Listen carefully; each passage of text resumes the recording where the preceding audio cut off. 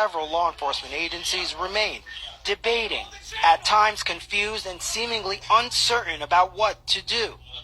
They wouldn't breach the classroom for another 30 minutes. CNN analysis of a new, never-before-made public angle of the hallway security camera shows that Pargas never steps foot back inside this hallway. As a combat veteran with over 250 firefights under my belt, I have something that I want to say about this little police interaction. Now, if you think I'm exaggerating and you want to blow me up for that, then go ahead and watch 46 Days of Hell in Fallujah, the documentary about the second battle of Fallujah during the 2004 war in Iraq, where we got in gunfight after gunfight after gunfight, and it was considered the bloodiest battle of the Iraq War. All clout and credibility aside, though, what we have here is a situation where after only 3 minutes, police arrived on the scene because of gunshots that were fired in the school building, and it took them another 77 minutes to actually take direct action against this shooter and take him out. Why, do you ask? Oh, I don't know, because of a complete lack of leadership and training. Now, my critique is less about the police officers who were there and were forced to wait for orders to go in and do what they knew already needed to be done. This critique is more for the on-scene commander or acting police chief that was there at the scene who wouldn't make a freaking decision to save lives.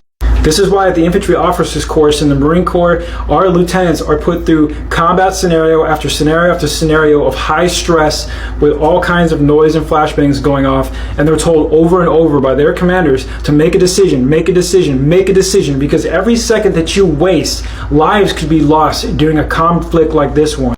Of course there are risks involved with this position, with this job. There's risks involved with taking an active shooter out like this. But look, this is what you signed up for, and this is what we are here for as police officers and military members.